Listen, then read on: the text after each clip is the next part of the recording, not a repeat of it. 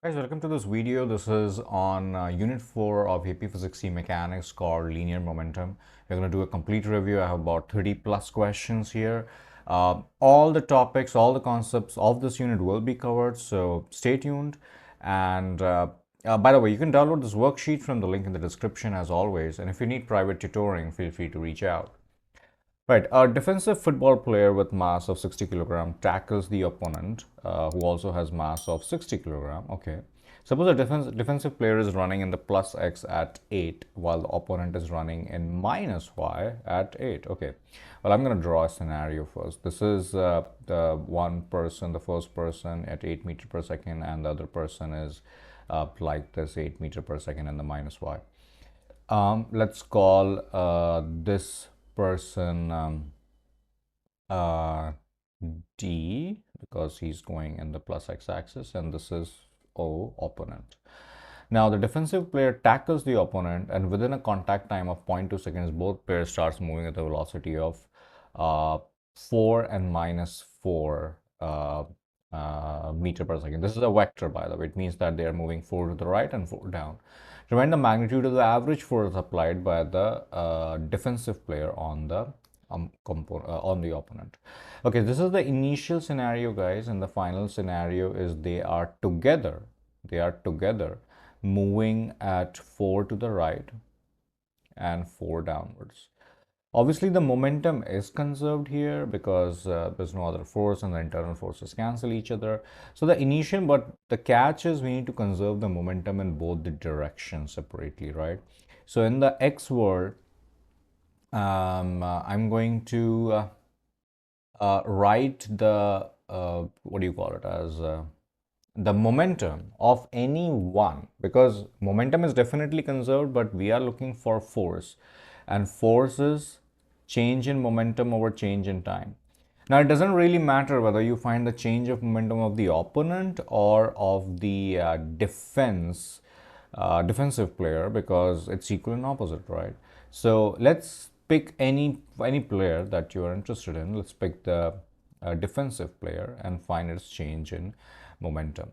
So initial momentum is obviously to the right, so that's going to be mv, so 60 times 8, which is 480. I'm not writing the unit, it's kilogram meter per second, but that's fine. Final momentum has two components. One is towards the x, and this one is also towards the x, by the way, and one is towards the y.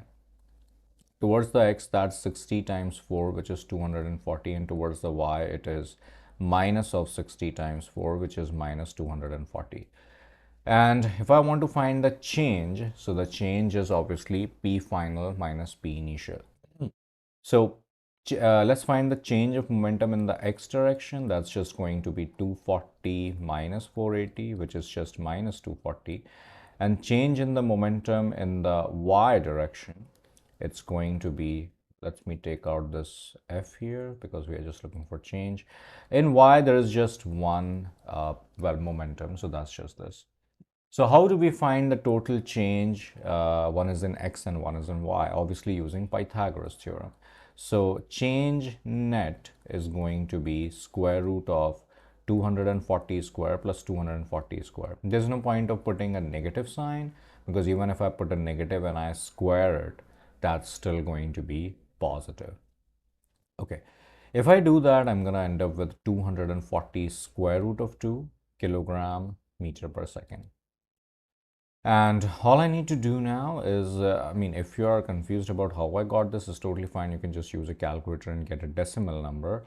And eventually you can plug that in over here. So you're going to get the force, which is, 240 square root of 2.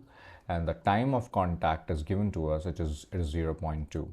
So 0.2. This number comes out as 1697.06 newtons, which is somewhere around 1700 newtons, right? So that's going to be our answer for this one. I hope this makes sense. Okay. A 3 kilogram ball moves along in one direction and then encounters an outside force that alters its velocity. According to this graph, what is the average force experienced by the ball between 1 and 3?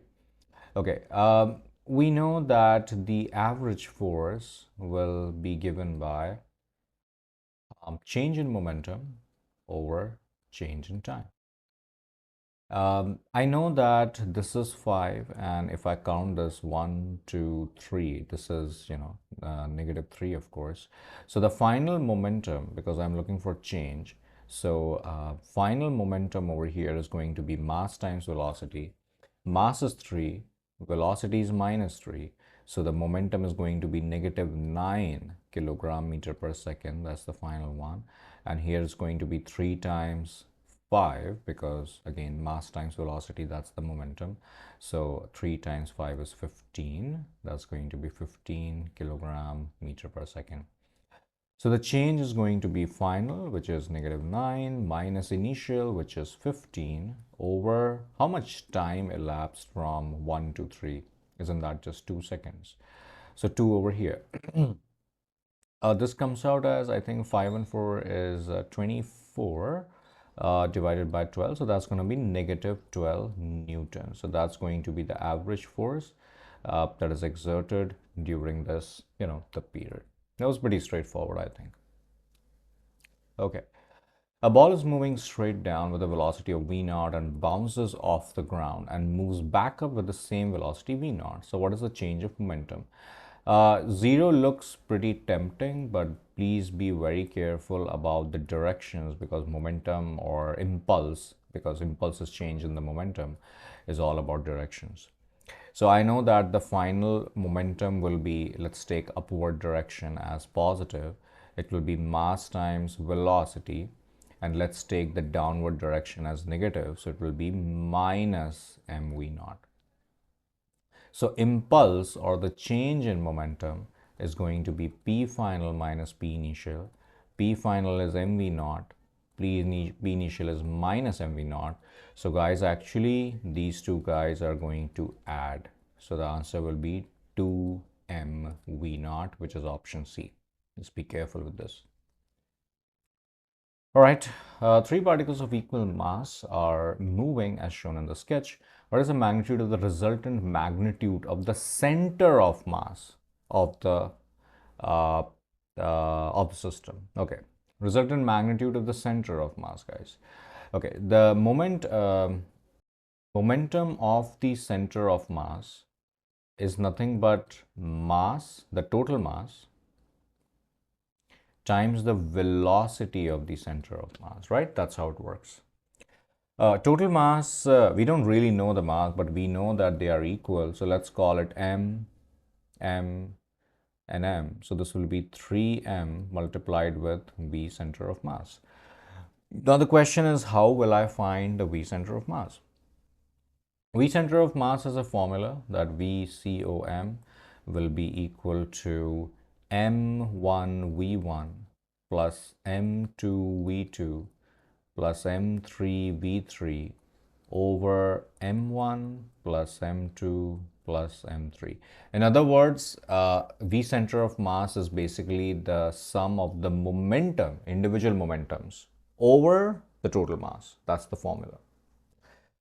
Okay, anyway, so what I'm going to do is, but again, we have to be really careful because there are directions involved. So there will be some velocity in the x, some velocity in the y. So you have to take care of that.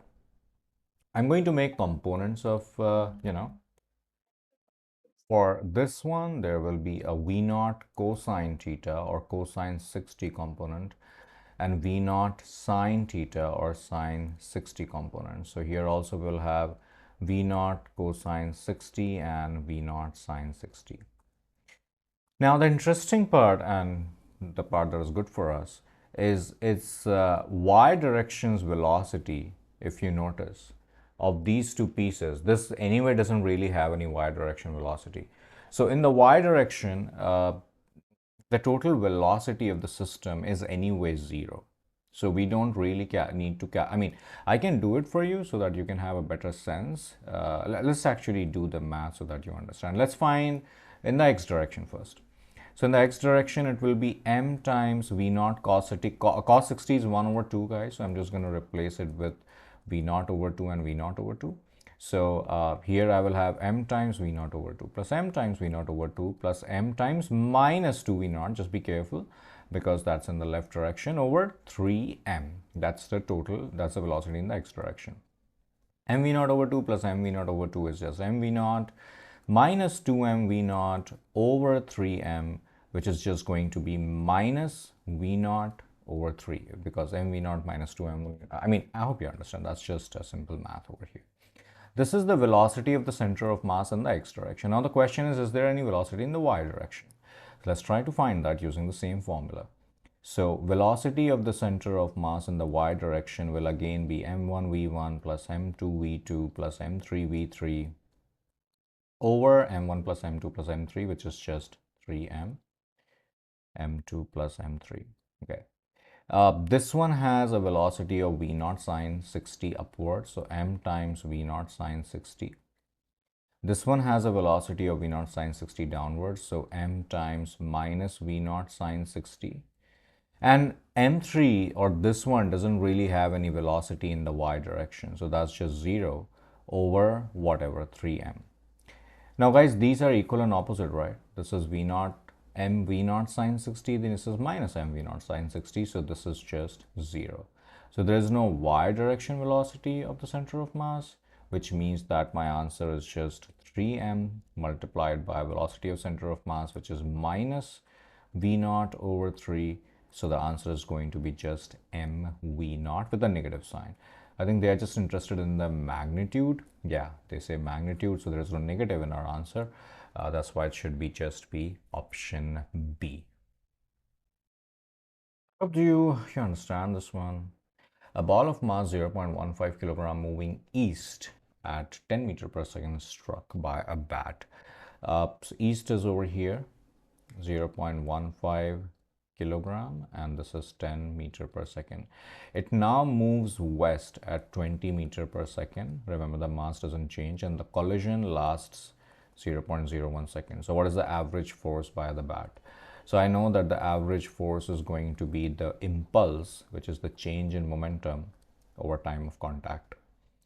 The initial momentum is just mass times velocity, which is 1.5 kilogram meter per second. And the final, just be careful with the signs because it will be 0.15 times minus 20, which is going to be minus 3. So F average will be P final minus P initial over 0.01. So this comes somewhere around 450 newtons, so with a minus sign. So that's going to be our answer. Once again, I think they're interested in just the magnitude. That's why there's no negatives. I'm just going to mark option A. Okay. Right, this is calculus dependent. So a 1.2 kilogram particle experiences this force. What is the impulse delivered by this force from 0 to 2 seconds?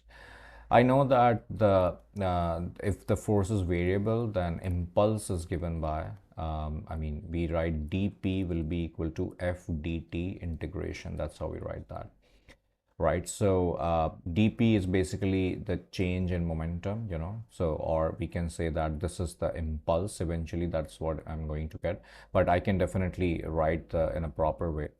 3t squared dt, and this is from time 0 to 2, and I'm assuming that initially the whatever the momentum is here, let's say p1 and let's say p2. So I'm gonna integrate that. Integration of dp is just p from p1 to p2, and here the integration is t cube over 3 from 0 to 2. 3 and 3 is gone. If I put 2 here, it will be 2 cube, which is 8 minus 0, and this will be p2 minus p1, and p2 minus p1 is nothing but the change of momentum or the impulse, which is going to be 8 kilogram meter per second or 8 Newton second. That's also a unit, so option B looks like the correct choice. Okay. A sleeping panda is placed gently on a frictionless ramp and then slides down the ramp. The ramp slides on a frictionless floor so that the ramp slides along the floor as the panda slides down the ramp. What direction does the center of mass for the panda ramp system move as the panda is sliding down the ramp?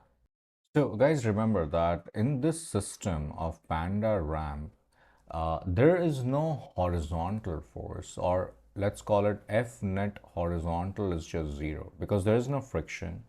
And whatever the normal is acting here, the same normal is acting on the ramp as well because of, yeah, because of action and reaction, and they are just going to cancel each other.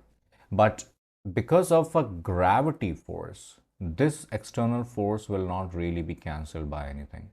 And that's why, since the F horizontal net is zero, the center of mass is not really going to move left or right. Uh, it will just move down because of the gravity, because the gravity is not really cancelled by anything, right? So it has to be option B. The child pushes a toy car with a mass of 4 kilograms for 10 seconds. The child pushes harder for 2 seconds, but then becomes fatigued. And okay, there's some drama given, and there's some, the graph over here as the force changes with time. They're asking the graph, what is the initial velocity of the cart? Okay, by the way, the important portion is uh, the cart is momentarily at rest at t equal to 4 seconds. Okay. This means that if I am finding uh, f times delta t is equal, I know that f is delta p over delta t. And when the graphs are given, I know that impulse is basically the area under the f time curve. Sign sensitive area, of course. Here I don't have to worry about the sign because everything is above the x-axis. So let's take this interval because it is momentarily at rest at t equal to 4. So at 4, its momentum is definitely going to be 0. So I can just replace this portion with 0. And initial momentum is just mass, which is 4 times velocity that I need to find. Area of this triangle is just obviously half times base. Base is 4 and height is another 4. So this is going to look like negative 4v is equal to 16 over 2. So that's going to be negative 4v is equal to 8. So v is going to be negative 2 meter per second. Yeah, we have that in the option. So option B is the best choice, that the initial velocity is negative 2. Looks like the other triangle is not needed, right? Okay. The ball of mass m is moving at the speed of v naught at an angle da da da. It strikes in the same momentum with the same momentum at the same angle. What is the magnitude of the change in momentum? Okay, the classic question of impulse, we need to make components, of course, because this is, oblique in nature, not horizontal or vertical. A little bit of geometry is involved. If you guys notice, these two are parallel and this is a transverse. So can we agree that these two angles are equal? So this angle is also theta, which makes this velocity as v naught cos theta and this velocity as v naught sine theta. Likewise, this is also v naught cos theta. If you want to look at the angle, this angle is also theta because they are corresponding angles, and this will be v naught sine theta. Uh, Obviously, guys, there is no change in the momentum in the y direction because the velocity is not changing. So even if I find a change, that's just going to be 0. So the only change is in the x direction or I cap. So all the j caps are anyway gone. Final momentum is m v naught cos theta, and initial momentum is minus m v naught cos theta. So the impulse is going to be m v naught cos theta minus m v naught cos theta, which is going to be 2m v naught cos theta in the I cap direction, of course, because it is in the x direction. So it has to be option D, I think, right? Guys, I hope you are enjoying these questions and solutions so far. If you are, please like and subscribe. Please share this video with your friends as well. It's really going to help me. And if you need private tutoring, feel free to reach out. All right, a 100-kilogram cannon is loaded with a cannonball of mass 10 kilogram. The cannonball is shot at a speed of 80. What is the magnitude of the impulse delivered to the cannon? Okay. There are two things or two objects here. One is a cannon and then one is the cannonball. I know that impulse is going to be equal and opposite because momentum is conserved, right? If the momentum is conserved, this means that the impulse or the change in momentum, the magnitude of the change in momentum of the cannon is going to be same as the magnitude of the change in momentum of the cannonball. And they have already given us the speed of the cannonball anyway, and then they are asking the impulse of the cannon. So don't worry, we can just find the impulse of the cannonball and this magnitude should just be same. uh, Initially cannonball was definitely at rest, so initial momentum of the cannonball was 0, and the final momentum of the cannonball is just mass times velocity. Mass is 10, velocity is 80, so that's just going to be 800, and the impulse or change is just going to be 800 minus 0, which is 800. So 800 Newton second is option C. That's going to be our answer, which is also the impulse of the cannon. I hope that makes sense. A plot depicts the momentum of, oh, interesting, the momentum is changing with time here. They are asking at 5.5, what is the instantaneous force? This is again calculus based, guys. I know that F is dp over dt whenever the force is not constant. Just find the derivative of the momentum with respect to time. It will be 4t minus 3. I hope you remember your derivative rules. And now I need to just plug in 5.5. So 4 times 5.5 minus 3 is just 19 Newton. So that's going to be the force acting at that instant. Right. Two objects have the same kinetic energy. The first object has more momentum than the second. Which of the following must be true? They're asking us to compare speed, I think. Yeah, moving. Okay, they're asking us to compare the mass. Interesting. Okay, there's a very good way to do this question, guys, and this is a very popular question. Kinetic energy is given by half mv square, right? We know that. Can I write v square as v times v if you don't mind? Okay. And don't you think m times v is just momentum, right? So can I write kinetic energy as half times p times v, momentum times velocity? Okay, excellent. Now they are saying that they have the same kinetic energy, which means that half p1 v1 is equal to half p2 v2. But then they're also saying that the first object has more momentum. So obviously, guys, if this guy is greater and this is less, and if these two guys are equal, then obviously it makes sense that V1 should be less and V2 should be more so that they can be equal. So the conclusion is V1 is less than V2 or V2 is greater than V1, the way you want to see it. Let's see. The first object must be moving faster. No, the second object must be moving faster. Yeah, over here. And so what can we rule out? A cannot be possible, C cannot be possible, and yeah, that's it. Now, in order to compare the mass, let's come back to, because we already compared the velocities, right? Now we can compare the mass. Remember that their momentum is mass times velocity, right? m1 v1. This is the p1, and p2 is m2 v2, and they are saying that p1 is greater than p2, right? Which means that m1 v1 is greater than m2 v2.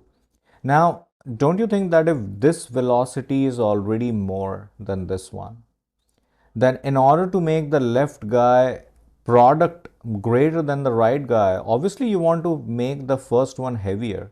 Then only this big number will multiply with a relatively small number to make eventually a bigger number, right? I hope you are able to understand. This is more about a game of numbers and comparisons.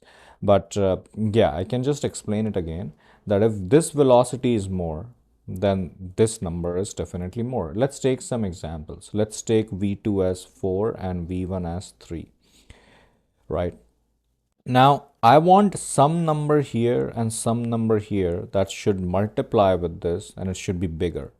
So obviously, whatever number I put here, let's say I put here 2 kilogram, So I have to put a number greater than 2, right? So in order to make this product bigger, because this is already 8. So maybe I can put 3 so that this will become 9. So this mass will be greater than this mass. And that's what I'm saying. M1 should be greater than M2. So the second object must be faster and have more mass? No, the first object will have more mass. So second object must be moving faster and have less mass. I think this will make sense. And the first object must be moving slower and have more mass. You can ignore option E because although it is correct as well, obviously if second object is faster then the first is slower, and if second has less mass, then the first object will have more mass. So E will also be correct. That's why just ignore this option. Otherwise, there will be two correct options. And in AP Physics C, since the pattern has changed, the multi-correct option MCQs are no longer a part of the exam, right? So just option D, ignore option E. That's correct. Although E is also correct, so either you can ignore D or E. But the point is, I hope you understand the logic behind it, the way we are solving it, right? Okay. A variable net force pushes a toy. Straight line magnitude is this. What is the velocity of the 0.3 kilogram after this thing? Okay. There will you can do this using momentum and you can do this using kinematics as well. It's up to you. Since we are in the momentum chapter, I'll try to do this using the momentum. We know that F is dp over dt, right? So I'm given that, and obviously by that logic, f dt will be equal to dp. So I'm going to say that dp integration will be equal to f dt integration. Initially, the momentum is 0 because it starts from rest, and finally, let's say the momentum is p. Initially, the time is 0, and finally, the time is 0.7. Okay, f is 1.5 t dt, and I need to integrate from 0 to 0.7. The integration of 1.5 t will be 1.5 times t square over 2 from 0 to 0.7. So this will be 1.5 times 0.7 square divided by 2, and this is on the left side is just going to be the integration of dp is just p from 0 to p. So this is just p minus 0, which is just momentum. And momentum is given by mass times velocity. Mass is 0.3 and the velocity is unknown. So I'm going to say that 0.3 v will be equal to 0.3675, and that if I divide by 0.3 is going to be 1.225 meter per second. I hope that is in the options. Yes, 1.2 meter per second is in the options, so I'm just going to mark option D. All right, dart of mass m is shot with a speed of v naught. The dart penetrates a block of mass m that was initially at rest and exits the other end of the block with a speed of half v naught. What is the speed of the block after the dart passes through it? So this is a classic question of the conservation of momentum. The block m was sitting here peacefully at rest while a dart is fired or shot, mass small m with a speed of v naught. That is the initial scenario. Guys, I always have a habit of making scenarios like this, so it really helps me to think. And finally, this came out with a velocity of v naught over 2. This is still mass, but I need to find what this velocity is. Like I said, momentum is conserved. So the initial momentum will just be m times v naught because the momentum is only of the dart. This mass is at rest. And the final momentum will be of this block, which is m times v, I don't know v, plus of the dart, it will be m times v naught over 2. These two should be equal, of course. So m times v plus m v naught over 2 should be equal to m v naught. Subtract both sides by m v naught over 2. So m v naught minus m v naught over 2 is just m v naught over 2. I hope you understand. It's just just essentially 1 minus 1 over 2 is 1 over 2, and mv naught remains as it is. So that's just mv naught over 2. This is m times v. So v is going to be mv naught dividing both sides by capital M over 2v, which is fortunately option B. So that should be our final answer. Okay. A block of mass m is released from rest at a height of h on a frictionless track. The box collides and sticks to another block of mass m at rest at the bottom. What is the height reached by the blocks after the collision? This is a classic question of perfectly inelastic collision and then eventually conservation of energy.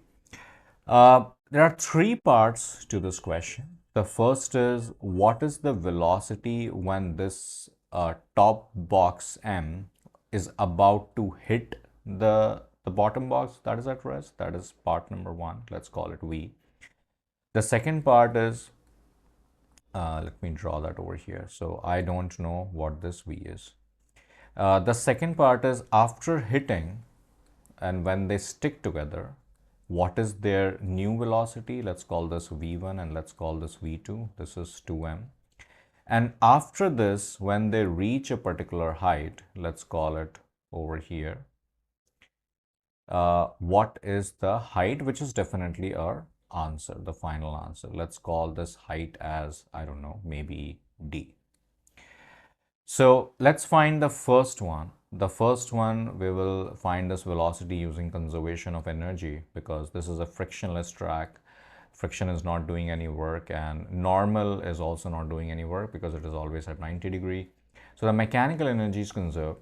So initially the energy was all potential mgh, and that is converted into all kinetic, which is half m v1 square. M is gone, so 2gh is equal to v1 square, so v1 is root 2gh. That's part number one. Now, when they collide perfectly with a perfectly inelastic collision, the momentum is conserved. So initial momentum is mv1, final momentum is 2mv2, m is gone, so v1 divided by 2 is v2, or I can say that root 2gh over 2 is v2. Finally, I need to conserve the energy once again. So I'm going to say half, because kinetic is converted into potential. Just be careful that the mass is now 2m. 2m v2 square will be equal to m, not m, 2m g d. 2m is gone. Half of v2 square, just be careful when you square this. The top square root will be gone, so 2gh, and the bottom 2 will become 4. And this g and d remains as it is. Fortunately, g and g is also gone. 2 and 2 is also gone. So h over 4 will be the d, and isn't that what we needed? So the height, the new height to which the combination will rise will be h over 4. Right, a group of students wish to conduct an experiment. Hey guys, I hope you read the question. So here you can visualize this as an object that is going over here. Let's say there's a cart over here which is going to the right with some speed v, and there is an object or a stone that is falling over here with some velocity, let's call it v2. After this object lands in the cart, they both move together, right? They both are now a part of the single, a unit, and they both move with some velocity v3. Now, obviously, there is no change. This just goes to zero because of the impulse, but we are interested in what happens with v3. Obviously, it has to decrease, right? Because the momentum is conserved, and let's say this was m1 and this was m2, and now this is m1 plus m2. The momentum is conserved. Initial horizontal momentum is just m1 v1. Final horizontal momentum is m1 plus m2 times v3. Since the mass has increased, velocity has to decrease. So v3 will go down. Teacher speed will remain unchanged? No. Decrease because of friction? No. It's not because of friction. It's because the teacher has to carry this new object along with her. So she's kind of accelerating it. So decrease? No. Increase? Way? No. Decrease because she will have to apply an impulse to no, that's not the correct justification. These two individual statements are correct, but her speed will not decrease just because she's applying an impulse to catch. Impulse to catch is the reason for v2 to become 0. E is correct because they are saying speed will decrease because the object will apply an impulse to the teacher as she will apply an impulse to accelerate the object forward. Exactly, that's what we are talking about. So it should be option E. Okay. Here they're saying that the diagram shows a large object with 3M sliding. So the situation is 3M is going with V and there are two objects at rest, smaller objects, and they just collide, and after the collision there are scenarios that are given to us. So which of the following depicts a scenario that has impossible values for the velocities of the three objects? We just have to look for a combination where the momentum is literally not conserved, right? Because the momentum should be conserved and that should be something that is not allowed. Just by looking at it, I think can we agree that vertical momentum has to be zero, right? Because initial vertical momentum, there is nothing on the vertical side. So P initial Y is zero. Let's look for an object where there can be a P final Y, because that will not really be allowed. Well, I don't really see it because everything is pretty much symmetric in nature. So that may not work. Okay. Okay, fine. Then the fine initial x momentum is towards the x direction. I mean, positive x direction. That's the other thing. So let's see which one is not in the positive x direction. Okay, let's talk about this one. C looks pretty straightforward. Here, final momentum is 3m times v naught over 2 towards the x direction, because these are just going in the y. And here, initial momentum is 3mv. How is that possible? Initial x momentum here is 3mv. Here, final x momentum is 3mv over 2. So this scenario is just not possible. How can it just go vertical? It has to go in an oblique sense, AB DER making sense, and E is definitely, sorry, C is definitely not possible. Okay, a block of mass m and V naught perfectly inelastic, another block m, what is the kinetic energy loss? So perfectly inelastic, I hope you know, the objects stick together. That is honestly the most easy collision question. So m is going with V naught, and this m is initially at rest, and finally obviously they stick together. So this is 2m and this is some v that I do not know. Initial momentum is just mv naught, final momentum is 2mv. Since the momentum is conserved, so I'm going to say that 2mv will be equal to mv naught. So this is gone. So the v, the final momentum of the combination, is just half of the initial, so v naught over 2. But they are interested in how much energy, kinetic energy, is lost. So initial kinetic energy is given by half m v naught square. Final kinetic energy is given by half, total mass is 2m, and new velocity square. These two are gone. So m times v is v naught over 2 square. So this will be m v naught square over 4. How to find the change now? Change is obviously final, which is mv naught square over 4, or 1/4 of mv naught square, if that helps to see it better, minus half of mv naught square. So 1 over 4 minus 1 over 2 is just negative 1 over 4. So negative 1 over 4 mv naught square. So that's the loss of the kinetic energy, right? And 1/4 mv naught square is, there you go, right here. So B makes the most sense. Okay. The motion of two identical moving carts is captured in the graphs, and the cart 1 starts to the left of cart 2. Okay, so just to be clear, cart 1 starts to the left of cart 2. Cart 2 starts to the right, and cart 2 is solid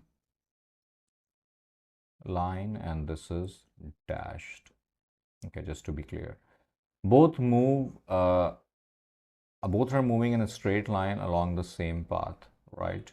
Uh, okay, all right, and they undergo an elastic collision, and velocity to the right is positive. So obviously cart 1 is moving to the right and cart 2 is moving to the left. So that is for sure that initial speed of cart 1 is positive and initial speed of cart 2 is negative, which in my opinion rules out one option definitely, which is E, because here everything is positive.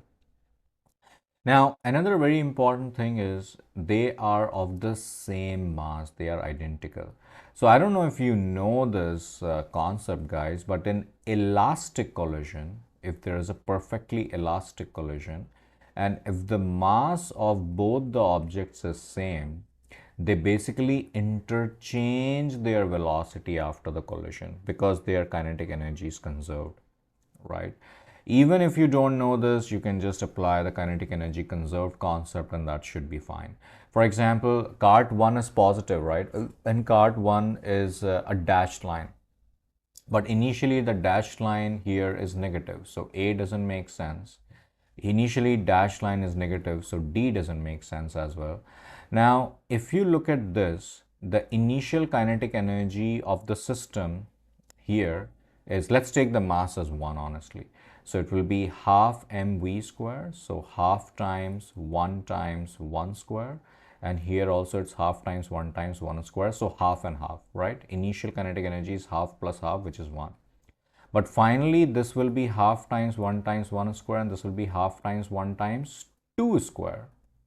But that will not work because this will be half and this will be, well, 2. 2 plus 1.5 is 2.5. How can the kinetic energy increase? It should be conserved, right? So C is not possible. B makes sense because initially it was -1 and 2. Finally, it will be 2 and -1, which definitely will make the kinetic energy same even after collision. So option B is the best choice.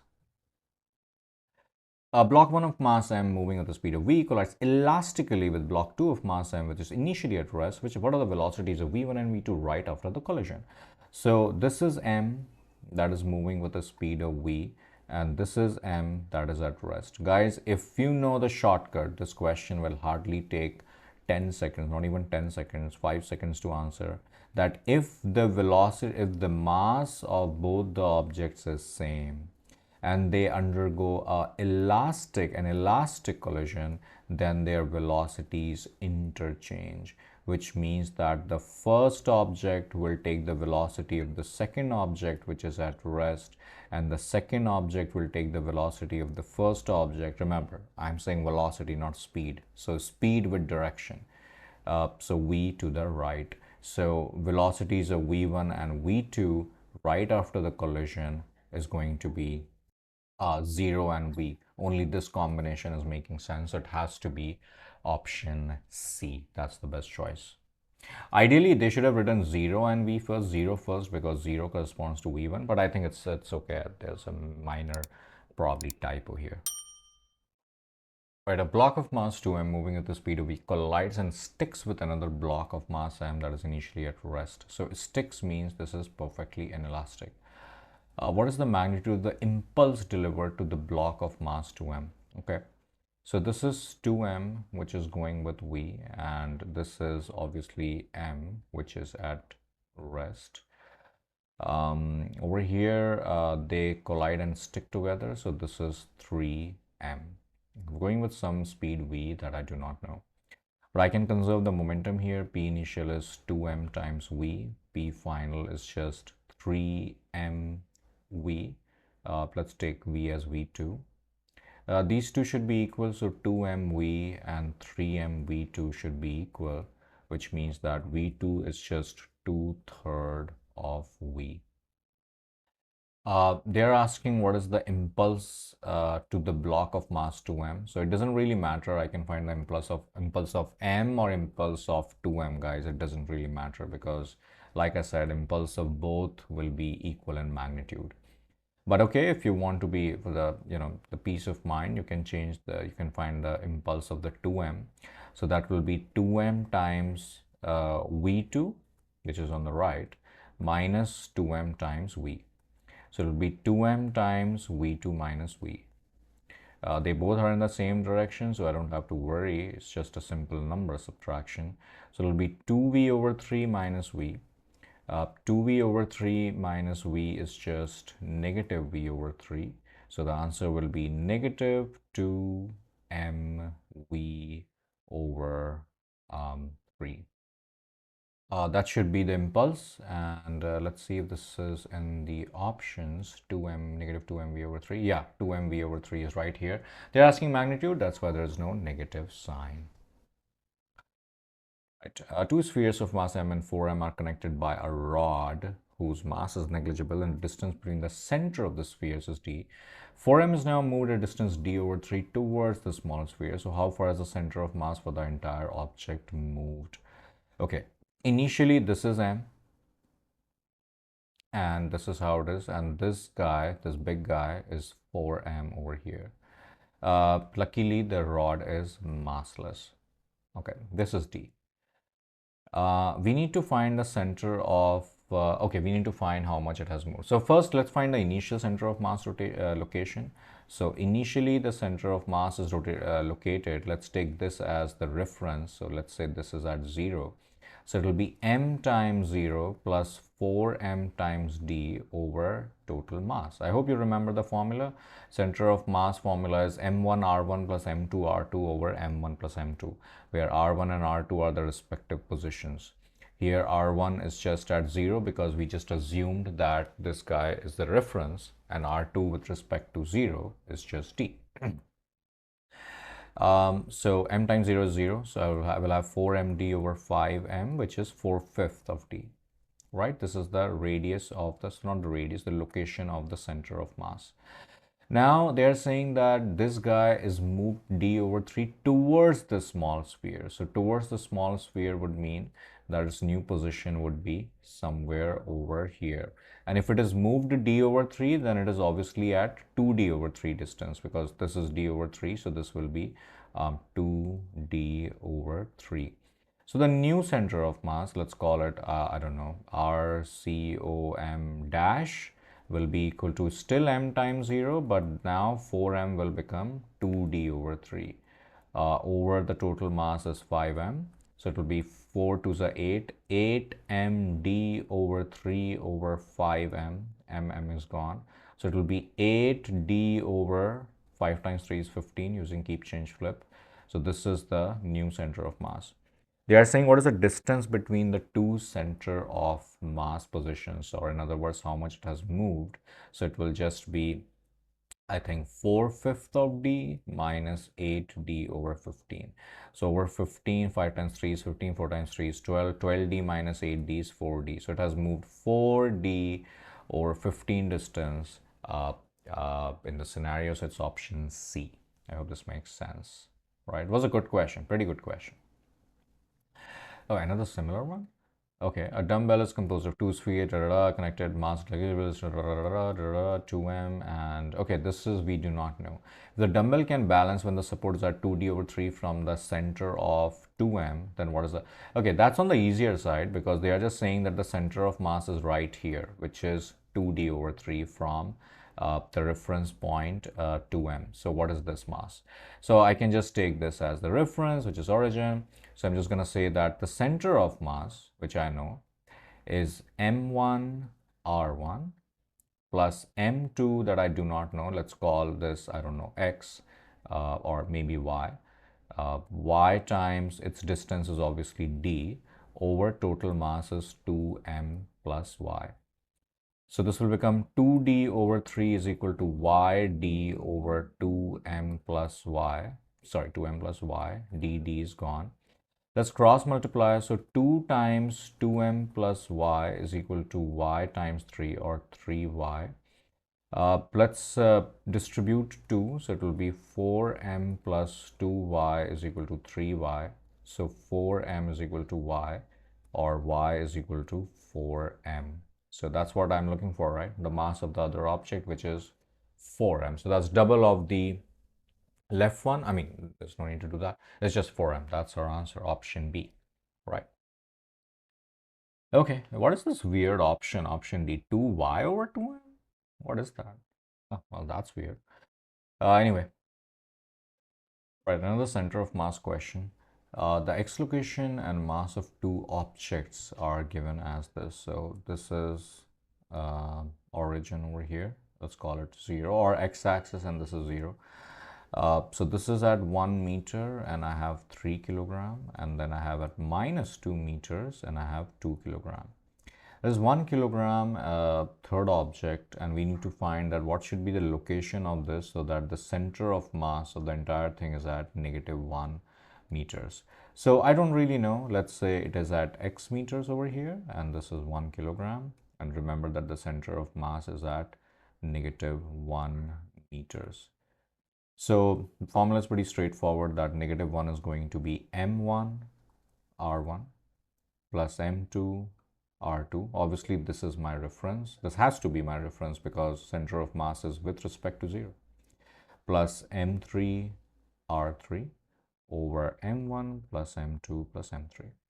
So -1 is equal to -4 plus 3 plus x over 2, 3, 5, plus 1 is 6. Cross multiply, -6 is equal to -4 plus 3 is -1 plus x. Add 1 both the sides, so x is -5. This means that I assumed to the right, which was wrong.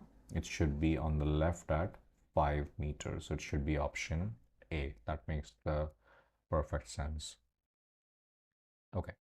A non-uniform rod of length L lying on the x-axis is a linear density of this. So what is the mass of the rod? dm, the mass as per the linear charge density, is given by lambda dx, where we integrate this from, well, 0 to L to the length of the rod, and this is 0 to mass of the rod. So left side will just become m. Lambda is ax square dx, and that is integrated from 0 to L. Integration of ax square is ax cube over 3 from 0 to L. So this will be a L cube over 3. That is going to be the mass of the rod. So option C is the best choice. All right. Next one. Consider an L-shaped object with the vertical legs extends from the origin to 0, 5, and the horizontal. Okay. It looks like it's something like this. So this guy is 3, 0, ends at horizontal leg here. This is 0, 5. Assume that the object has a uniform linear mass density throughout. So what is the location of the center of mass? Interesting. Let's say the mass of 1 meter is m. Mass of 1 meter of this rod is, let's say, m, because they are saying it's uniform linear mass density. So for 3 meters, the mass must be 3m, and for 5 meters, the mass must be 5m. Now, what is the center of mass of these respective rods? For this one, obviously, it will be right at the center for both. So this will be at 1.5, 0, and this will be at 0, 2.5.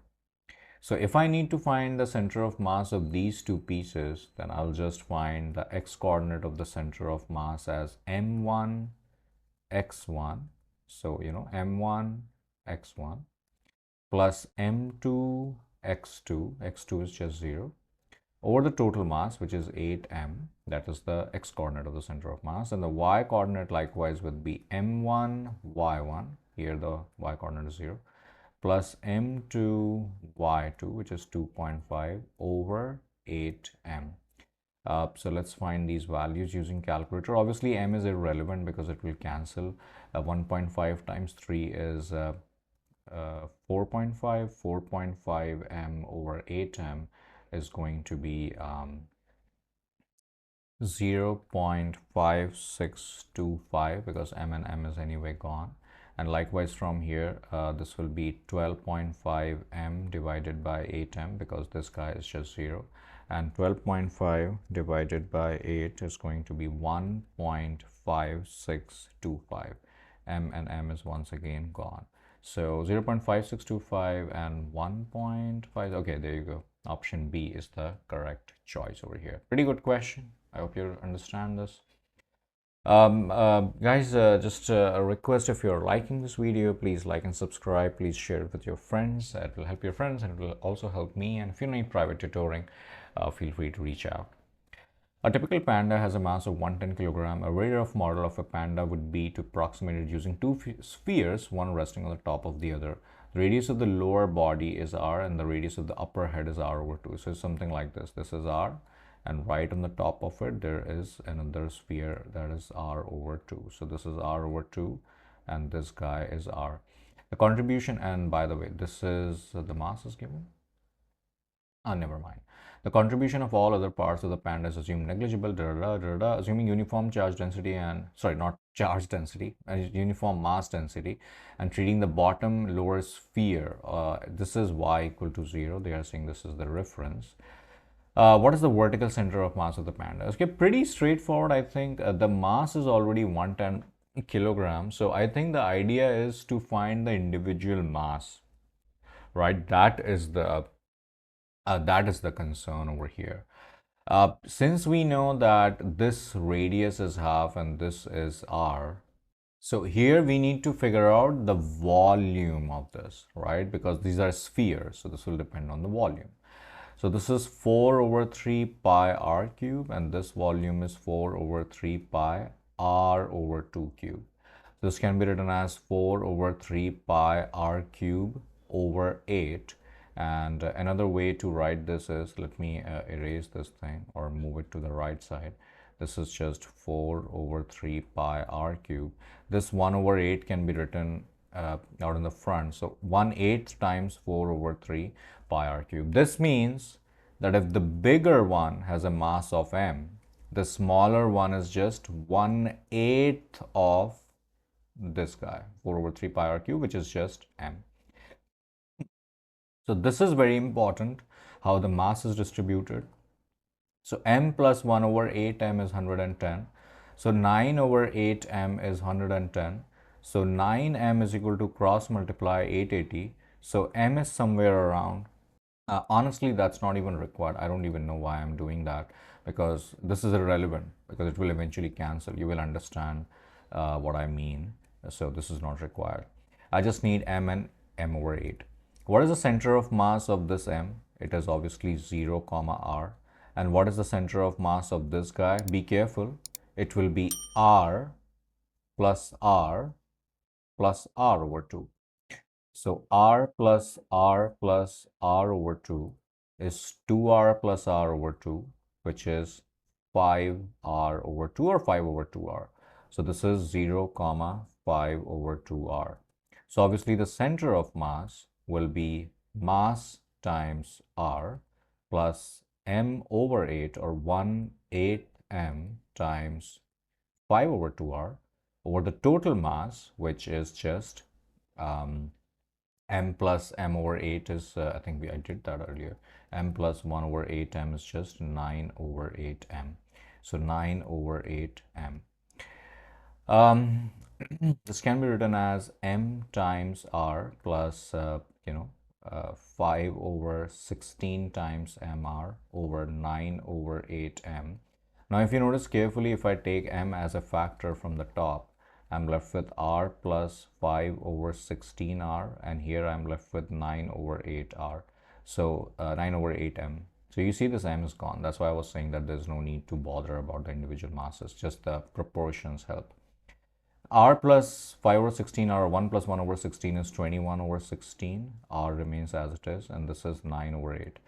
That's where my calculator comes in. So I'm getting this as 1.1667 r, approximately 1.2 r. 1.2 r, yes guys, 1.2 r is definitely here, which is option B. It was a very, very good question. I will accept that this is slightly difficult, but yeah, I hope you understand. If you're doing physics C mechanics, be prepared for such questions, and that's where you're gonna take an edge over the other students, right? Your 2 kilogram pet cat drops down towards you from a shelf. You are located at y equal to 0 and can be approximated as 60. The cat starts from rest at a height of 2 meters. When will you, cat system, will have a center of mass height of 0.01? Okay, remember, cat is changing its x coordinate as well, but I do not care about that, because I'm just asking, they are just asking the y coordinate of the center of mass, right? The height. This is at 0, and this is 60 kilogram. This is 2 kilogram, and they're asking that when will you, okay, when means they are talking about the time. And cat starts from rest at a height of 2 meters, guys. This is 2 meters over here. So I need to find what is the y coordinate of the cat, correct? When this is the center of mass, 0.01. So I'm just going to say that 0.01 will be equal to mass of the boy times 0 plus mass of the cat times some y that I need to find over the total mass, which is 62. Cross multiply, this will become 0.62 is equal to 0 plus 2y, which is just 2y. So y is coming as 0.31 meters. So that is the height, right? This is 0.31 meters. But I need to find the time. So they are very clever here. They are mixing a free fall with a momentum question. So it means that cat must have fallen 2 minus 0.31. Can we agree on that? Right? Which is 1.69 meters. The question is, how much time will cat take to fall 1.69 meters? I'm going to assume that it starts from rest, and I'm going to use the second equation of motion, which is delta x is equal to v initial t plus half gt square yg, because this is a free fall. So this is 1.69, v initial is 0, gravity, let's call it 10, and time I do not know. So 1.69 is equal to 5t square. So 1.69 divided by 5 is t square. So square root of 1.69 over 5 is t. So t is approximately 0.58 seconds, which has to be option D. Again, guys, a very good question here. I hope you understand what I did. Okay. Guys, this may look a little difficult, but it's not. They are saying that this M initially with V collides with a stationary thing. Spring is massless. And after collision, obviously spring is compressed, then expands, and then M again moves to the left and 3M moves to the right. So what is the final velocity of the center of mass? Now, you must be wondering that if I need to find final velocity, then I need final velocities of these two people, and then they don't have enough information. But the idea is, since F net is 0, so acceleration net is 0, which means that the acceleration of the center of mass is 0, which means that velocity of the center of mass is constant. So even if I find the velocity before the collision, that should be same as the velocity after the collision. So V center of mass is, I know, m1 v1 plus m2 v2 over v1 plus v2. Sorry, m1 plus m2, not v1 plus v2. So m times v, the 3m is at rest, so 3m times 0 over 4m. So the answer is mv over 4m, which is going to be v over 4. So velocity of center of mass is just v over 4, which is going to be option A. Right. Looks like a similar question that we did earlier. Uniform rod bent L shape. What is the coordinate of the center of mass? Okay, so this guy is x coordinate is L over 2, y is 0. This guy has x coordinate L and y L over 2. Equal length, uniform, so mass m, let's say, for both.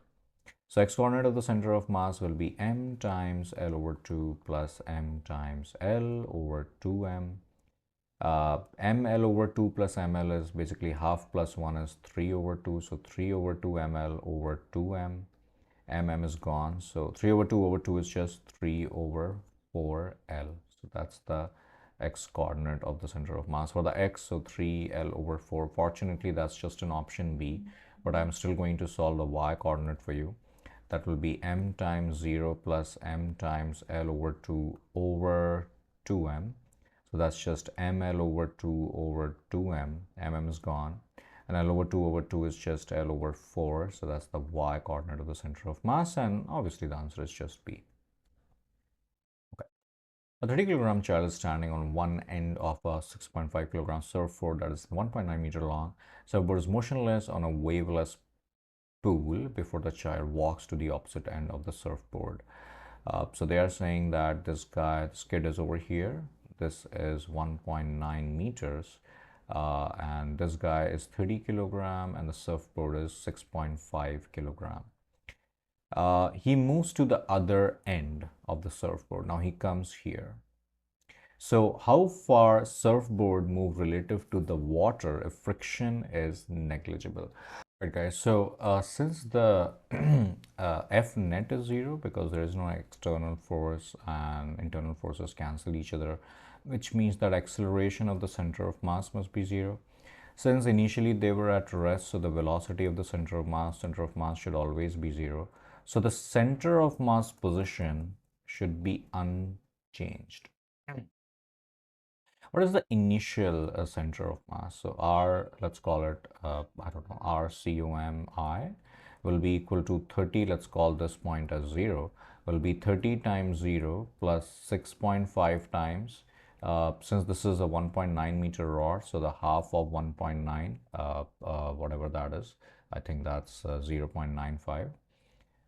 Divided by the total mass, which is 36.5. So this is nothing but 6.5 times 0.95 over 36.5. So that's going to be the initial center of mass. Now we'll find the final center of mass. So here we have to be very, very careful. Let's obviously the board should move to the left. Let's say it moved left by x units. So its new center of mass will be 1.9 minus x.